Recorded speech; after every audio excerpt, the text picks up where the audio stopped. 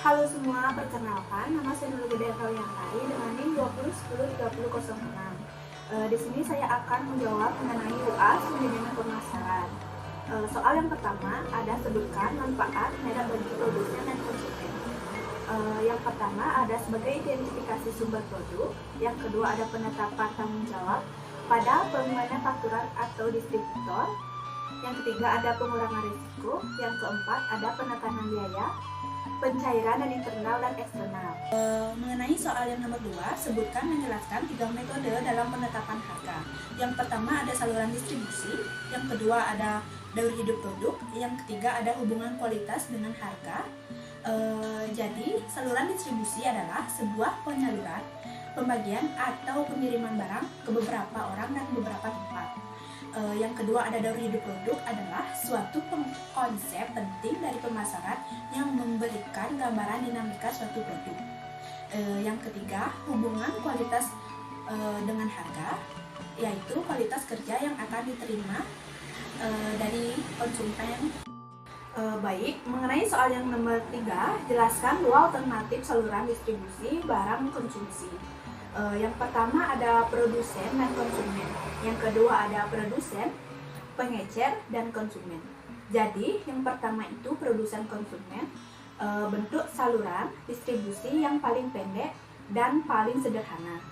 Yang nomor 2 produsen, pengecer, dan konsumen, yaitu bentuk saluran distribusi juga saluran distribusi langsung.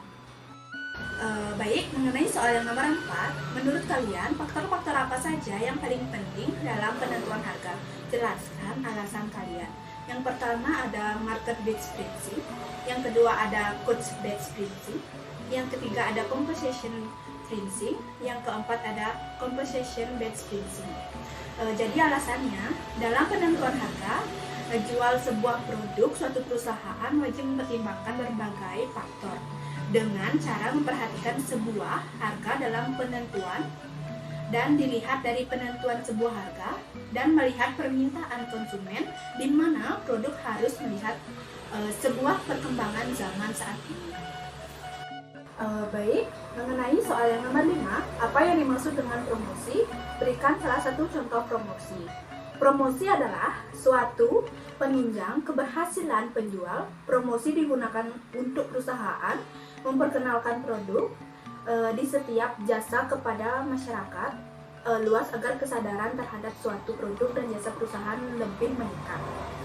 Contoh promosi di sebuah toko, beli 2 pasang baju dapat gratis 1 pasang baju.